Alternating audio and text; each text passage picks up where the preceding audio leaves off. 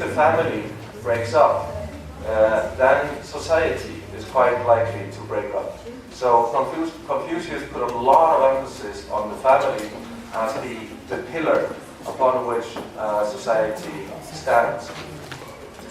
There is a lot of emphasis on learning, on education, on what he called self-cultivation. I will come to this in a moment.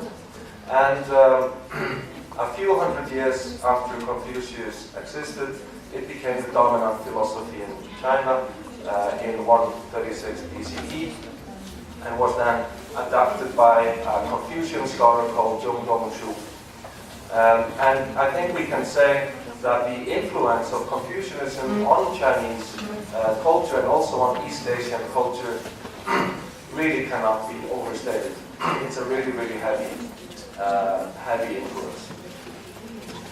So Confucius himself was a rule scholar. He was trained in traditional rites, in rituals, in ceremonies, in customs of the Zhou dynasty. And his aim was essentially to reconstruct the customs, the tradition, the culture that had been dominant during the early period of the Zhou dynasty, which was a very peaceful and prosperous period in China. He took office. He managed to get into one rather influential office in his home state, which was called Lu, in Shandong, present Shandong. But because of some political faction and perhaps corruption, he had to abandon his post. And so he went on traveling, trying to convince dukes and counts to follow his way, follow his philosophy. But after many years of traveling like that, he failed, or he considered his task to have failed. Nobody seemed to want to go the Confucian way, so he returned back to his hometown, and he started teaching disciples and eventually gathered several hundred disciples around him, whom he taught for many years. And it was these disciples that would then to found the Confucian school. Yeah? So we could possibly say that even though Confucius failed in his own lifetime to change China, he actually succeeded because he managed to gain such a large group of followers that they were eventually to change China into something quite radically different from what it used to be. Some of the main Confucian concepts here, I'm not going to go into this very deeply, but maybe the main concept is Ren, which is potentially a concept that Confucius himself invented. And for those of you who know Chinese, you can see that it is composed of two characters, the character for Ren, for human being, and the character for Tu.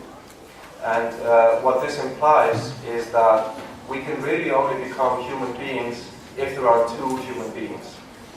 We don't become a human being in isolation. We only become human beings through interaction with other people and through a development of affection for other people.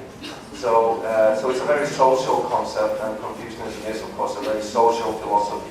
It has everything to do with ways in which we can use in order to contribute to a better and more harmonious society. I'm not going to talk about the other concepts because that's it's going to take too much time, except for the last two. Junzi, which is well, sometimes in English it has been translated as gentleman. I find that a very sexist term because it doesn't necessarily refer to a man. It can refer to any person, both men and women. So I would rather like to translate it as an ideal person, superior person, someone we actually look at and we admire and we would like to emulate. I'm not talking about film stars or, I don't know, football heroes. I'm talking about people who who are morally superior, and we recognize their moral superiority, so we actually use them as an example to follow. We emulate them. And the opposite of the Junzi is the Xiaoren. That's the petty person, the small person, who is always looking for profit. He is always trying to make a profit for himself. He's basically a very egoistic kind of personality, and he is the exact opposite of the Junzi. So in the Confucian analect, in the Lunyu, the Junzi and the Xiaoren, they often appear as contrasts, where, for instance, in one place, Confucius says, the Junzi knows how to behave according to what is appropriate in every circumstances. But the Xiaoren only knows how to behave according to his own personal profit. The Xiaoren is always looking for profit. Now, learning and education is really the foundation of Confucianism, and just two implications of this are the first sentences in two of the most important books of Confucianism, the Lunyu, or the Analects, where Confucius says that to learn and to practice what you have learned, isn't this delightful? Can anything be more delightful than to learn something new and then practice what you have learned? And also in Sun Tzu is also a Confucian thinker. He was lived in the 3rd century BCE. He wrote a very big book himself on his own interpretations of the Confucian teachings. And the first sentence of this sentence is also very similar, where he says, the Junzi says, learning can never come to an end. We are never finished with learning. And I think this is something that we all have to think about when we are in school, that we're always looking at the time when we graduate. Yeah, sure, one day we will graduate, but that doesn't mean that we have finished learning. Learning continues throughout life. And being in school is just one formal part of that long process. So Sun Tzu emphasizes that the process of education never ends. And we may never consider it to have ended, because if we do that, we don't learn anything anymore. We have to be open for new learning.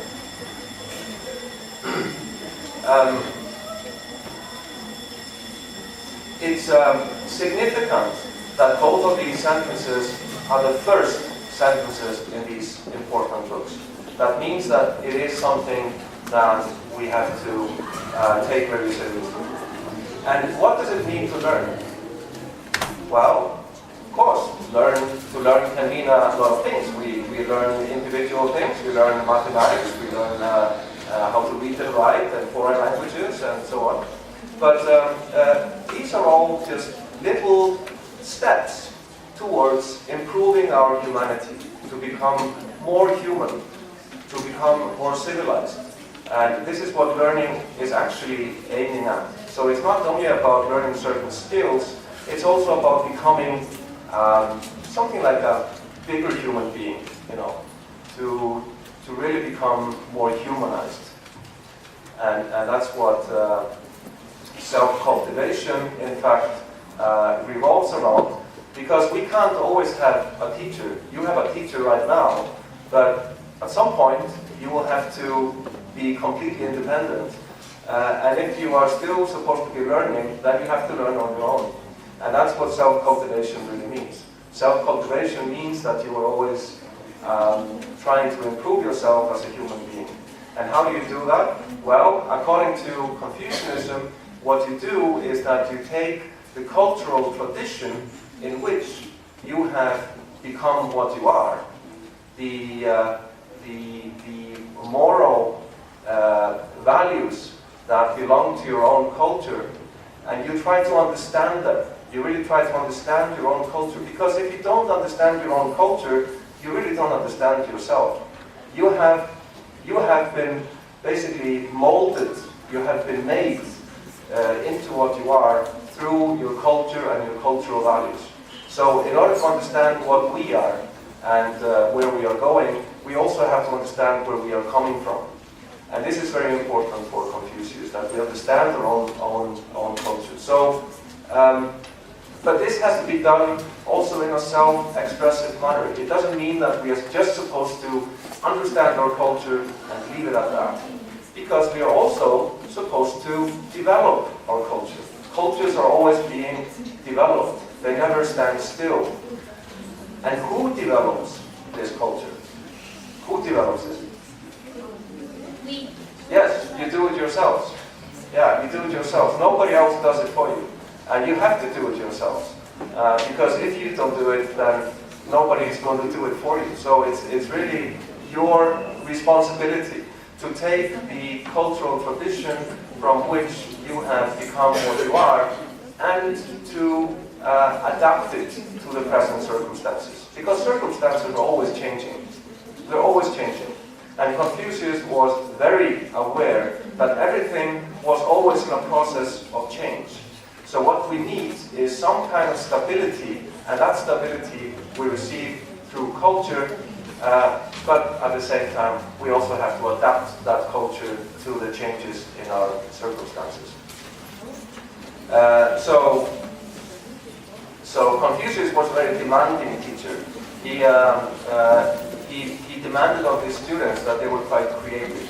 So that's why he says in book 7 that when I show the students one corner and they don't return with the other 3, I do not repeat myself.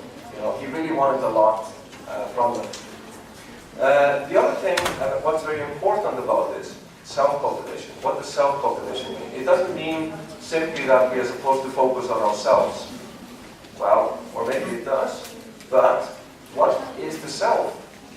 What is the self? According to Confucianism and the Confucian ideas, the self is really the center of your relationships. My name is Geir, yeah? Geir has a lot of relationships. Geir has a lot of responsibilities.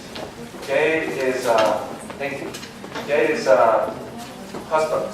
Geir is a son. Geir is a teacher. Geir is a student. Geir is a friend. Geir is a father. I have all these different relationships, and I have all kinds of responsibilities that come with these relationships. So when I'm cultivating myself, I'm actually cultivating my relationships. I'm cultivating my responsibilities to the people in which I have engaged in very deep and meaningful relationships. So what we are doing through our self-cultivation is that we are cultivating our society, really. The self is never isolated. You grow up, usually with your parents, at least with somebody who takes care of you, and there is a bond between you and your parents, or the one who takes care of you, immediately. And that's the first step towards our humanity. That's when we start developing our feelings towards other people. And self-cultivation is really about cultivating these feelings.